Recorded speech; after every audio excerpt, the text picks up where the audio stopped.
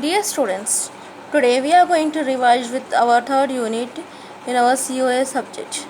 Our third unit basically consists of two different parts. One is nothing but it is going to discuss about the central processing unit, and the second one is nothing but your pipelining and vector processing. So these are the two parts which we will be going to revise it in today's session. Okay, let us come to our first part here, that is nothing but your central processing unit. Okay, whenever I am going with my central processing unit, there are three major parts in our central CPU. As we know, one is nothing but your register set, second is nothing but your ALU, and the third one is nothing but your control unit. Okay, so whenever I am going with my design examples of my simple CPU, we have already discussed that your control unit can be designed by using the hardwired control unit or microprogrammed control unit. Okay, coming to our this chapter, in this chapter we are going to describe the organization and architecture of the CPU with an emphasis of the user view of the computer.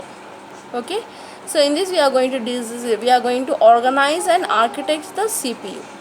Okay, so whenever I am going with my programming part, generally I will be using a machine language or assembly language programming. Okay, so in this one we will be going to discuss about that what are my instruction sets, how many different type, what is the instruction format, and what do you mean by addressing modes, what are the different addressing modes we are going to have, and we are going to discuss about the register set. So this one by one we will be going to discuss in the other slides of my PPT. Okay, coming to our next one is nothing but your in the last section we will be going to discuss about the RISC. What do you mean by RISC is nothing but your reduced instruction set computer. That thing we will be going to discuss in the last session. Okay, coming to the our introduction general thing. So in this one we will be going to come with the three major parts are nothing but your register set, ALU, and control unit. So in the register set, what are the things we are going to have? We are going to go for the first, we will be going to go with a general register organization. In the general register organization, if I am going to talk, the memory locations are needed for storing the pointers, counters, return addresses, temporary results, and partial products using the multiplications. Okay, so the memory access time is most time consuming operation in a computer. The more convenient and efficient way is to store the intermediate values in the processor register. Okay, so why we are preferring a register is nothing but when I am going with my CPU, there are many intermediate results. Okay, some intermediate results will be there that will be act as a partial results. That results, okay, when I am jumping from my main program to the subroutine program, when I return back, how I need to return, so that return address, okay, some temporary carry if I am going to generate, or a temporary borrow if I am going to create it. So where I am going to store those things, what should be my counter value. Okay, and apart from this one we will be going to have stack pointers, instruction pointers, everything. Okay, so where actually we are going to store those values, we can't store it in memory location. Why? Because the memory will be going to take to access your memory takes more time when compared to your registers. That is why for that case we will be going to use and registers which are nothing but your known as a processor register. Okay, next comes to our next one is nothing but your bus organization.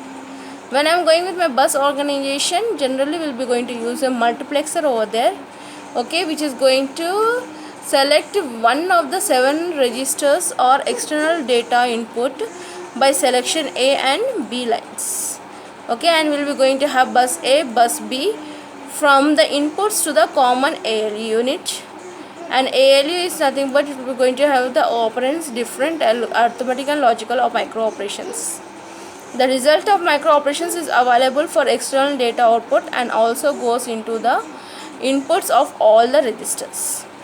Okay, so these if you are going to discuss about this thing, and we will be going to have the 3:8 decoder.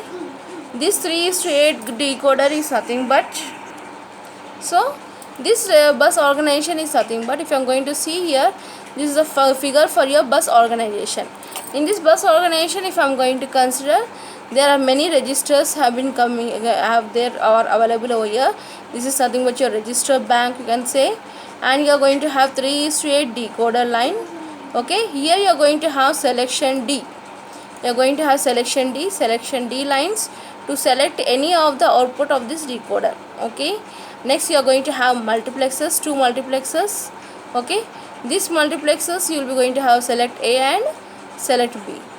Let me zoom it for your case.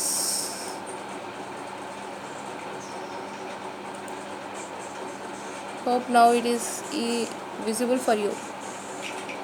Okay, now if you are going to see here, you are going to have select A and select B lines you are going to have, and you are going to have registers over here. Here this is nothing but your internal input, external inputs you are going to give, and one value of will be given from your output from the mux. Other value of the mux will be acting as a second operand. When I perform the addition, subtraction, any arithmetic and logical operations, we require 2 operands. So one operand you will be going to get it from A bus, and other operand you will be going to get it from B bus. This has been given to the ALU unit, which is nothing but your arithmetic and logical unit. Okay, so for this arithmetic and logical unit, you will be going to have the operators plus, that is nothing but your addition, subtraction, multiplication, division, logical operations, and or XOR, not, that will be performed, and the results you are going to get it as an external output results. Okay, basically what happens here, based upon my selection lines, if I am going to select D is nothing but, what happens here, you are going to select out of this 8 particular registers, that is nothing but your R0 to R7, any one will be selected. Okay, this particular register values will be given as a mux. Now what happens, let us assume that if I want to perform R5 is equal to R1 plus R2 if I want to perform. So what happens, I one value in on A bus I should get a R1 value, on B bus I should get R2 value. Okay, and the result should be stored in which register? It should be stored in the R5 register. So what happens to my selection A? Selection is nothing but your first operand. First operand is nothing but your R1. R1 is available in the first. So what happens, your selection lines will be 0 0 0. You will be going to have your selection lines. So what happens, this particular 0 0 0 1, why? Because your input is available over here. Okay, this 0 0 1, if I am going to give, register R1 value will be moved into the output of the mux, that is nothing but your on A bus you are going to get the R1 value. Now based upon your selection B value, your R2 value will be moved to the output of your mux, which is nothing but your B bus. Okay, now what happens, based upon your instruction, the operand will be going to this operator will be decided, and your arithmetic and logical unit performs the operation, and it gives a result. Okay, this result is automatically again back, it will be going to save it into the register which is known as an R5. This R5 value you are going to select it by using your selection D line. So this is nothing but your basic block diagram or organization of your register organization. Okay, coming to our next slide, if I am going to see here the same thing what we have discussed over here. We have used over here R2 and R3, and he is saying that R2 should be there in the bus A, R3 should be there in the bus B. The operator is nothing but R2 plus R3, and the result will be stored in the R1. Okay, so how is a control word? Now let us come with your next thing is nothing but a control word. How we are going to generate the control word for this particular operation? R1 is equal to R2 plus R3. How you are going to generate this operation? For that one, what I will be doing here, we need to design the control word. So control word is nothing but it consists of total 14 bits. It is of 14 bits of control word, where 3 bits I am going to reserve for the selection A, whereas 3 bits for your selection B, 3 bits for your selection D, and the 5 bits for your operator. Okay, which type of operation I need to perform, that it will be done for your 5 bits. So totally how many? Total 14 bits are reserved for your control word.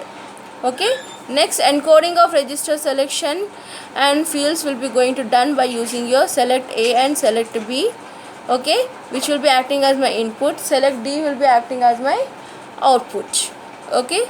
So that will be your destination.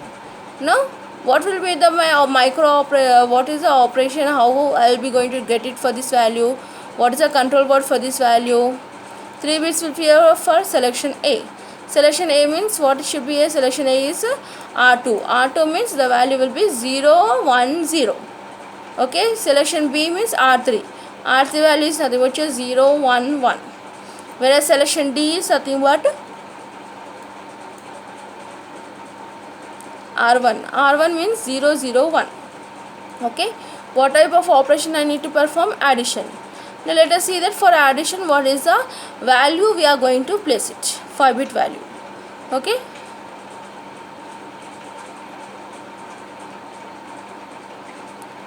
Okay, I think so here don't mention it.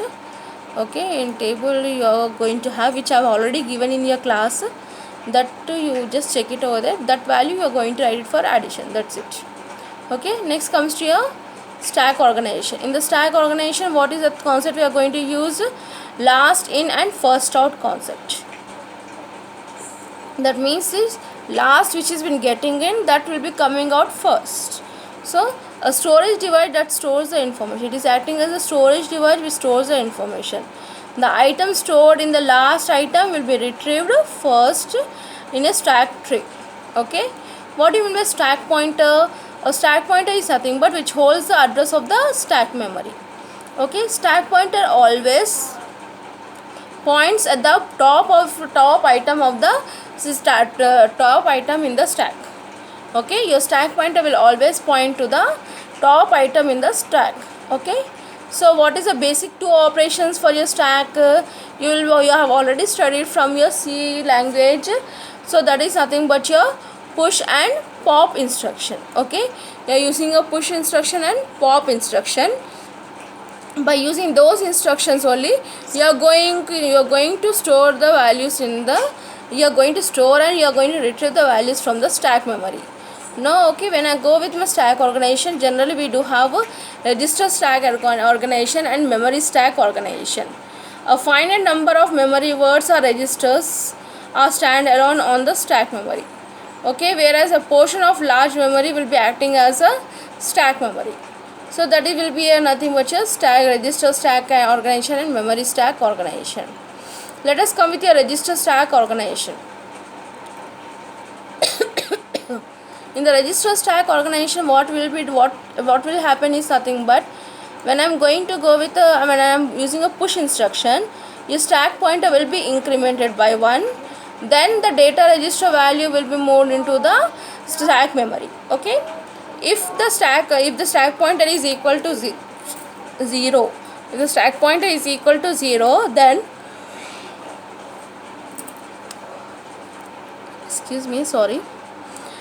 if the stack pointer is equal to 0, then full will be loaded with value 1. That means that your stack pointer is 1. Okay, and if it is 0, then empty will be 0. That mark adds that empty value is nothing but it is 0. Okay, for pop instruction, what happens here? I will be moving the value of my stack memory value directly into the data register. Then I will be going to decrement my stack pointer, and I will be checking whether it is equal to 0 or not.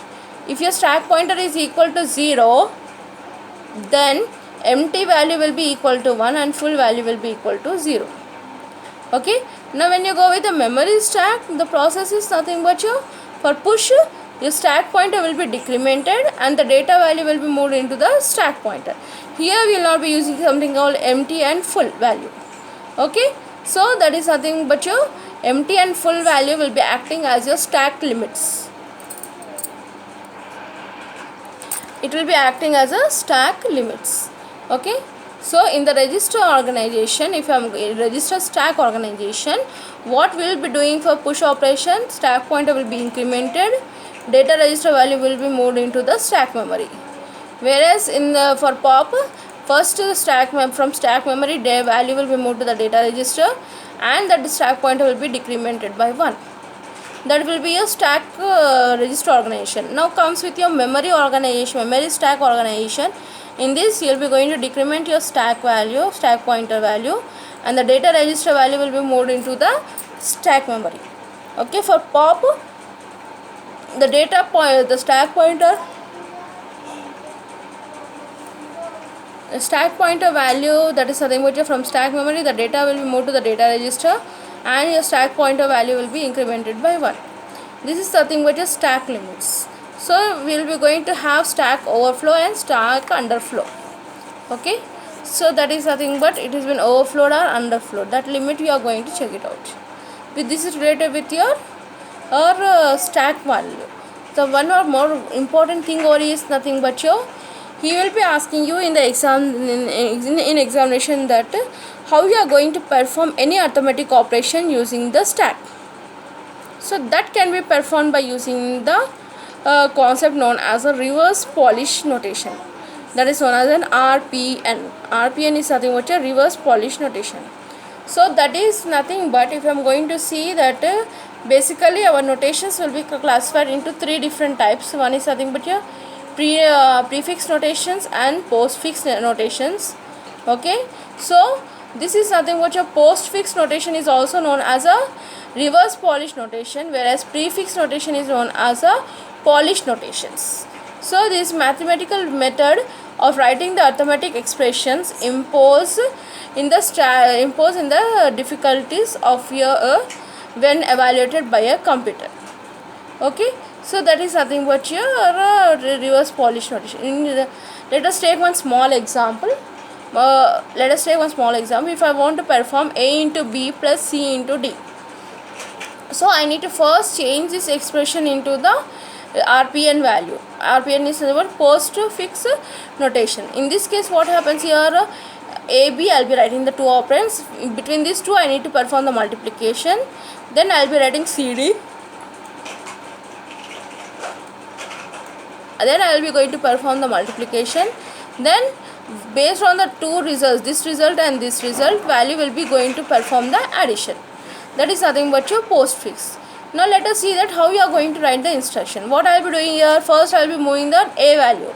So by example values will say, first I will be moving the 3 value, push 3, then push 4, then what operand is what? Multiplication. So it will multiply and the result will be stored 12 in this area. Next is nothing but, again I am going to push 5, again we will be going to push 6, again I am going to perform the multiplication. Multiply this one means 30 value, then both the results should be added. So 30 plus 12 is nothing but your 42. This is the way you are going to evaluate any expression using the stack organization. So this is nothing but your whole description about your stack organization and general register organization. Okay, the next topic is nothing but your instruction format. Okay, so we will be going to discuss our instruction format.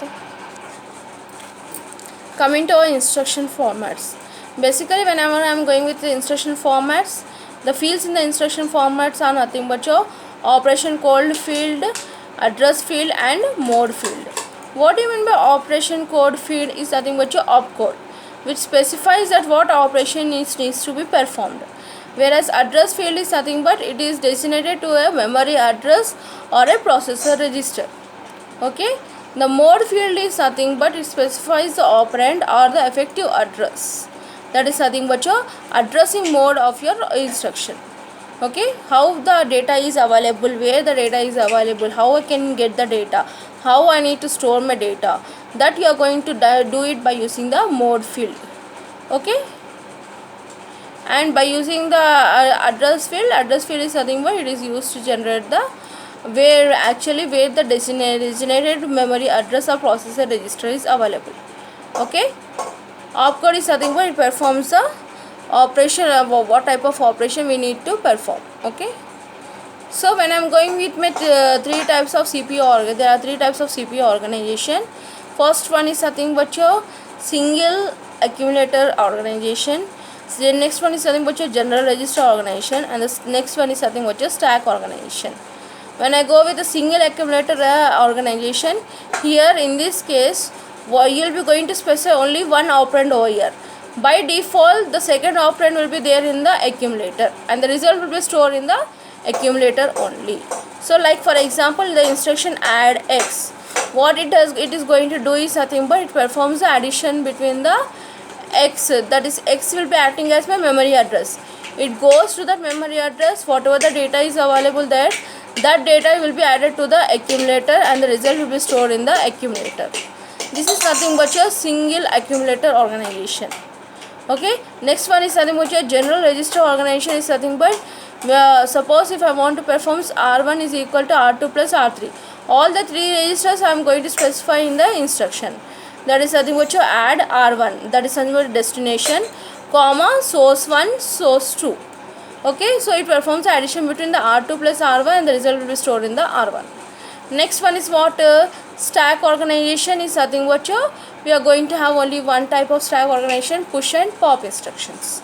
Okay, next, the influence of the number of addresses on the computer instructions. Based on that ones, we are going to have basically four arithmetic operations. Those are nothing but your add, subtraction, multiplication and division, and one transfer operations from memory and general registers. Okay, only we are going to have one transfer instruction, which is moving the data from the register to memory and memory to register. That is nothing but your move instruction. Next, two transfer instructions to and from the memory to the accumulator. So from if I want to store the value from the memory to the accumulator or accumulator to the memory, I will be going to use the instruction store and load instruction we are going to use. Okay, now the operands memory addresses will be there in the A, B, C, and the result memory address will be there in the X. Now let's just explanation about those instructions. Now let us come with the different types of instructions. Okay, different types of instruction format. So basically our instruction format instructions will be classified into four different types of instructions. One is nothing but your 3 address instruction, second is nothing but your 2 address instruction, third is nothing but your 1 address instruction, and the fourth one is nothing but your 0 address instruction. When I am saying with your 3 address instruction is nothing but you are going to specify 3 operands in an instruction. Okay, one will be your destination and the other two will be your two sources. So add R1 comma A comma B, what it performs, whatever there in the value of A and B memory locations, that value will be added and the result will be stored in the R1. The same thing has been there for multiplication and addition of other values. Okay, this is nothing but your, it is a 3 address instruction. Okay, so in this case it is nothing but the program will be short and they requires too many bits to specify the 3 address register. That is the main disadvantage of your 3 address instruction. Coming to the 2 address instruction is nothing but you are going to specify only 2 operands in your instruction. Okay, like for example mul R1 comma R2, what it performs the multiplication of R1 and R2 and the result will be stored in the R1 only. That is nothing but your R1 value will be overwritten. Okay, so this is nothing but your 2 address instruction. So the disadvantage over here is nothing but the value will be overwritten by the instruction. Okay, next one is nothing but your 1 address instruction. 1 address instruction means you are going to have only one operand in an instruction. Okay, let us take one small example here. Add D, what it performs, it goes to the D's memory location and it will be going to get the data and it will be added to the accumulator and the result will be stored in the accumulator. That is nothing but your 1 address instructions. Next one is nothing but your 0 address instruction is nothing but your, I am going to have an instruction like push and pop where I will not be going to use any type of destination values. Okay, by default it will be moved to the stack memory. Okay, that is nothing but your 0 address instruction where I am not going to specify any address of that location. Okay, that is nothing but your 0 address instruction. Okay, when I am going with my RISC instructions, in the RISC instructions we are going to have only load and store instruction when communicating between the memory and the CPU, and all the instructions are executing it within the registers and of the CPU without referring to memory. That is nothing but your RISC instruction. So these are nothing but your example of RISC instructions. So this specifies the different instruction formats of your central processing unit. Instruction formats we have discussed: register, general register organization we have discussed the stack organization also. Okay, now let us go with the addressing modes. In this addressing modes, if I am going to talk, what actually you mean by an addressing modes? Addressing mode is nothing but to give the programming versatility to the user. So the pointers to the memory, counters for the loop counter, indexing for the data, okay, that will be done. To reduce the number of bits in the addressing field of the instruction, will be using this addressing modes. Okay, when how to get the data, where the data is saved, what is the path to get the data, is nothing but your addressing mode. Coming to the instruction cycle, we do have three different instruction cycle. One is nothing but your fetch is nothing but your reading an instruction from the memory, whereas decode is nothing but your decoding the instructions. Okay, converting into machine language ones and zeros, and the third one is nothing but you are going to execute the instruction. So that is nothing but your instruction cycle. Okay, so coming to a program counter, is a program counter, it is used to keep track of the next instruction to be fetched from the memory. Okay, and it holds the address of the instruction to be executed next, and it will be incremented each time an instruction is fetched from the memory. Okay, coming to our addressing modes, you are going to have distinct binary code instruction format and single binary code instruction format. Okay, let us go with an instruction format with mode fields. Okay, so you are going to have any instruction format will consist of opcode, is nothing but your operation code, what type of operation I need to perform. Next is nothing but your mode. Mode is nothing but your what type of addressing mode I am going to follow to get the data. And the next one is nothing but I am going to specify the address of my source and destination. Okay, that is nothing but your basic instruction format with mode fields. Now when I am going with my implied mode is nothing but the instruction which is going to have the direct value, then data is nothing but your implied instructions, implied mode, like push, complement. COM means complement, directly it will complement the accumulator. I am not going to specify any type of value over there.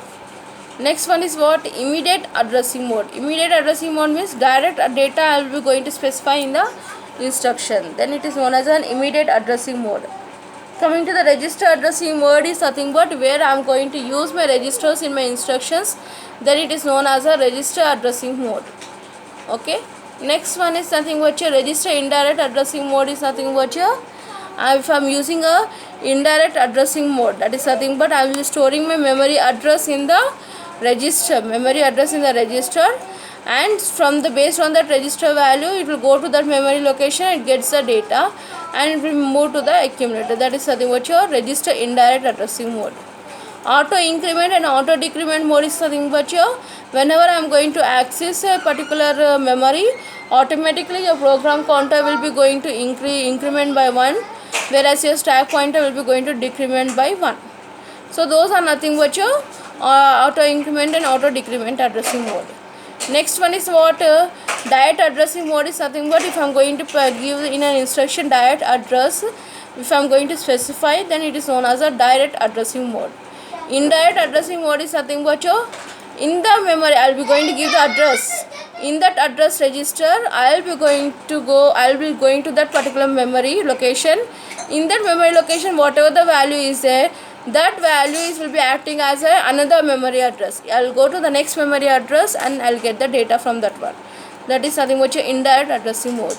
Relative addressing mode is nothing but in this relative addressing mode I will be going to add a certain 2 register values to get the actual address. That is nothing but your relative addressing mode. Index addressing mode is also the same thing only. Okay, where in relative addressing mode program counter will be coming into the picture, whereas in your index addressing mode you are going to get the index registers will be coming into the picture.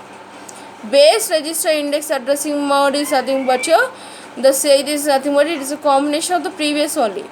Base index register, instead of index registers I will be going to use my base registers, then it is known as a base index base address register addressing mode.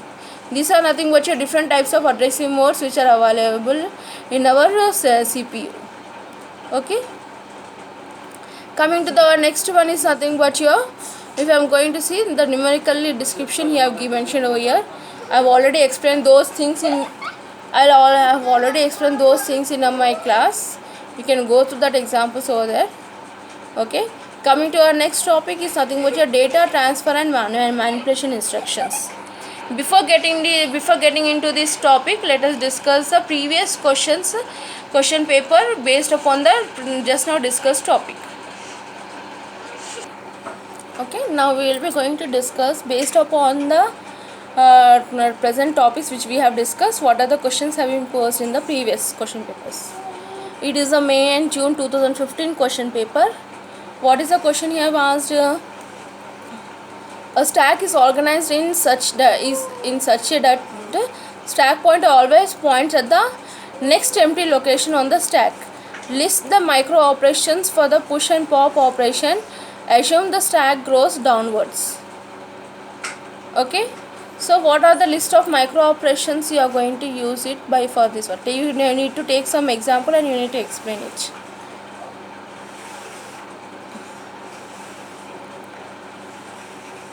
Points to the next empty location on the stack memory.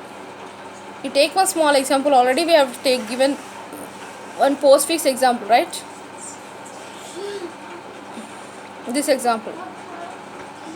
Indirectly he is asking you to explain the RPN operation. That's it. Okay, coming to the next one, determine the number of clock cycles for pipelining. We have not discussed, we will discuss in the coming slides. What is a stack frame? Explain using a suitable example how it is been used for nested subroutines. Stack frame. Stack frame is nothing but this. When I am going to have my limits, okay, stack limits, if I am going to have empty and full limits, I am going to keep it. These limits will be going to make it as a stack frame. So this complete, if I am talking about this complete memory unit, in this one, this will be acting as my stack memory. So this will be acting as my complete stack frame. Okay, explain any 4 addressing modes, give the suitable example. What are the 4 addressing modes? Means just now we have discussed these 4 addressing many addressing modes. Okay, so what are those addressing modes? Immediate, register, indirect, auto increment, decrement, direct addressing mode, indirect, relative, index, base register, index address modeling. This addressing mode you need to discuss over here with suitable example. Take one example and explain it. Okay, comparison of RISC will be discussing in the coming slides. Next one is various types of CPU organization. What are the different types of CPU organizations are available? Basically, when I go with my CPU organization, that I will discuss in coming slides. Generally, based upon my RISC and CISC, that is instruction set. If I am going to differentiate, that is RISC and CISC. If I am going to go with the program memory and data memory separately, then it will be acting as my Harvard architecture and the von Neumann architecture. Okay, so that is nothing but your different types, various types where your CPU organization will be going to change. Okay, draw the flow chart for interrupt cycle. Interrupt cycle, I think so it is there in the second unit. Okay, we will discuss this in the next second unit. Okay, explain briefly the micro instruction format. Micro instruction format, it is also in the second unit, but still we have discussed over here also. This is nothing but your instruction format, opcode, all those things you need to discuss. Limitations of pipelining will discuss in the coming slides. Classify the instructions based on the instruction format. Classify the instructions are nothing but whenever I am going with my instructions, your instructions will be classified based upon this thing. That is nothing but your 3 address instructions, 2 address instructions, 1 address instruction, and 0 address instructions. These things you are going to just write it for this fields on a instruction format. Program and interrupt initiator, this is for your fourth unit. Already we have discussed. Okay, array processor will be going to discuss in the coming slides. Okay, explain the various phases in an instruction cycle. What are the different phases are there in the instruction cycle? Fetch phase, decode, and execute. So those things you need to discuss over here. Okay, next one is what? Next question paper, 2016 question paper. Explain the differences between 2 and 3 address instruction. 2 address instruction, 3 address instruction means in 2 address instruction you are going to have 2 operands, and 3 address instruction you are going to have 3 operands. Okay, we explain the need of addressing modes and what are the various addressing modes are there, that you need to specify over here. This micro instruction, micro operation is there in the second unit. We will discuss this question in the second unit.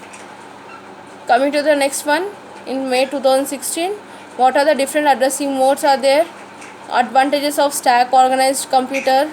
Okay, what is the need of the addressing modes and supported by general computers. Okay, pipelining will discuss afterwards. Okay, this will come in the next slides. So what are the need of the different addressing modes? Explain the features, we will discuss it. Instruction format for various types of computer organization on is as a single accumulator and general adjust and stack. This we have already discussed over here. This one, CPU organizations, 3 types of CPU organizations. This you need to explain it. Okay, various types of interrupts. What I have done.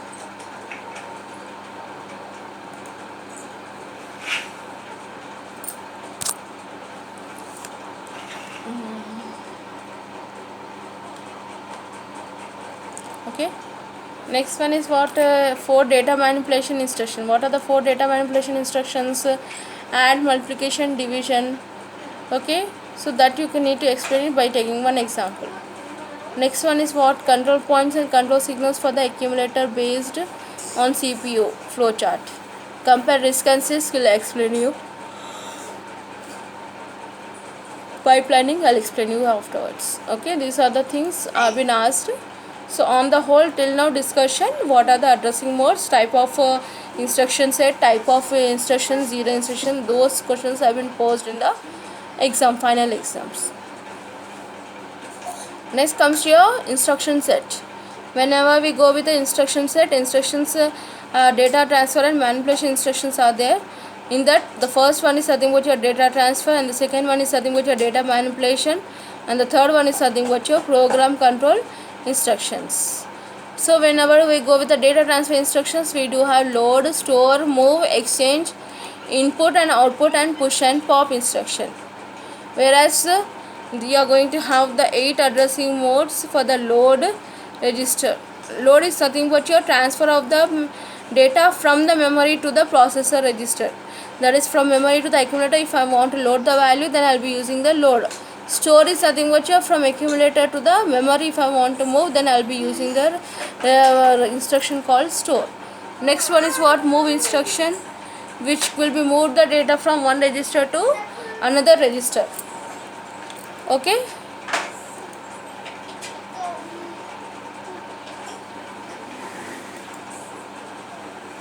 one address.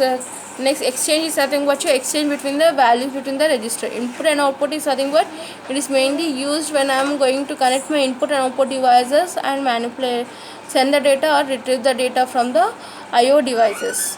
Push and pop instructions will be used for your stack memory. So those things are there.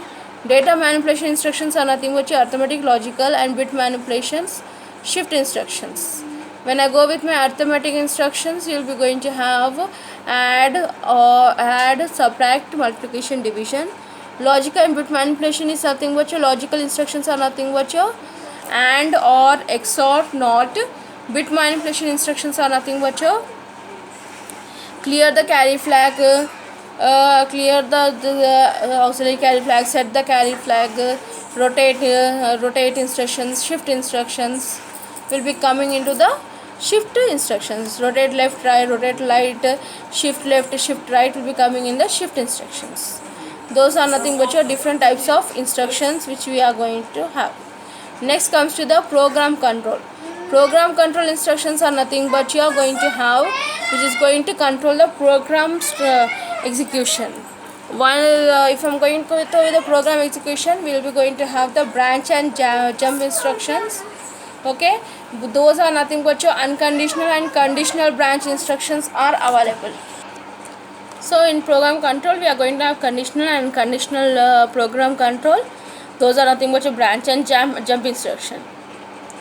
Conditional program control instructions are nothing but where I am going to check my conditions. What are the conditions I will be going to check? Carry bit, sign bit, 0, overflow, flag bit. That we are going based on that condition, it will be going to jump to that particular thing. Okay, and when you go with unconditional instructions, those are nothing but your call and unwritten instructions are nothing but your unconditional instructions. Okay, next one is what? Program interrupt. Program interrupt is nothing but when someone interrupts a particular program, your particular processor CPU will be going to hold the present program and it will go and provide the service to the interrupt. That is nothing but your program interrupt. If you are going to see by using this particular flow chart, you can easily understand that how it is been going to, how it will be how the interrupts are going to take place. First is nothing but your interrupt will be detected, whether it is an external interrupt or internal interrupt or software interrupt, it will be going to detect it. Based on the interrupt detection, it will be going to determine the address of the ISR. That is nothing but your interrupt service routine program, it will be going to detect. Then what it does, it stores the information, present location it needs to return back now. It is not a human being to remember that how to return back to the main program. So your main program present address, program counter value, CPU register value and the status condition will be moved to the, it will be going to store the information in the stack memory. Then it will be going to the main body interrupt service routine program. It will run that interrupt service routine program. Then from there it goes to the stack memory and whatever the stored values are there for the register, those values it will be going to retrieve. Now based on that particular values, it will be going to return it from your interrupt and it will be going to jump to the main program. So this is nothing but your general flow chart for your interrupts. So basically when I am going with my types of interrupts, there are 3 different types of interrupts: external interrupts, internal interrupts and software interrupts. Okay, when I go with external interrupts are nothing but your from input and output device, if there is an interrupt occurs, then it is known as an external interrupts. Internal interrupts are nothing but your internally, like based upon the overflow of the stack are divided by 0. Those interrupts are nothing but your known as an internal interrupts. Unexpected errors whenever you will be going to get, that will act as an internal interrupts.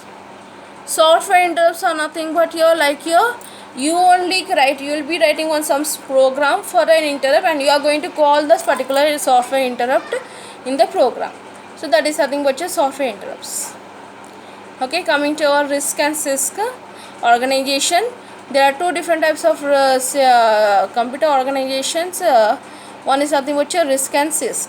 RISC is nothing but your reduced instruction set. CISC is nothing but your complex instruction set. I have already given you these differences in the classroom. In the class, in the notes it is available. However, we will be going to get into in detail over here. You will be in the CISC, you will be going to have a large number of instructions, whereas in the RISC you will be going to have very small number of instructions. Only few instructions are available. Okay, whereas in the CISC some instructions that perform the specialized task and are used frequently. And whereas a very large variety of addressing modes are available in the CISC. Okay, and you will be going to have the variable length instruction formats will be there in the CISC, whereas in the RISC you will not be going to have the variable length, but you are going to have the fixed length instruction formats. Okay, and the instruction that manipulates operands in memory will be going to have. Whereas here if you are going to see, here I am going to have hardware rather than the microprogrammed control unit. Here you will be going to have microprogrammed control unit, here you are going to have hardwired control unit, and it is a single cycle instruction execution. Okay, relatively few addressing modes will be there here. Here you will be going to have more addressing modes, and you are going to have memory access. If I want to do, I will be going to use only the load and store instructions. Okay, so this is the differences between your RISC and CISC. Okay, this you don't require it. They won't ask you in the exam. Okay, the main they'll ask you is something about your differences between RISC and CISC. So this is based on this one, RISC and CISC. Is there any question posed? Comparison of your RISC and CISC. Just now we have discussed that, you need to mention it. Okay, what else you have asked in the previous instruction cycle? Compare the RISC and CISC architectures. Many times he have posed this RISC and CISC architecture. Okay, based on the instruction, what is the instruction format we have discussed. Okay, opcode, all these things. Okay, with a nice example I have given in the class notes. You just refer the class notes for this one. 3 addressing instructions, 2 addressing, 1 addressing instructions I have given in this format. Where is that format?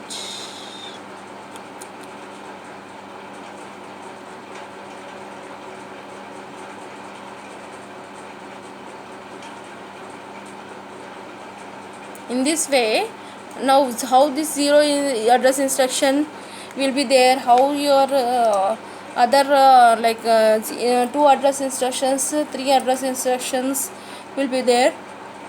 This format I have already given in the notes. Just refer that thing for this particular question.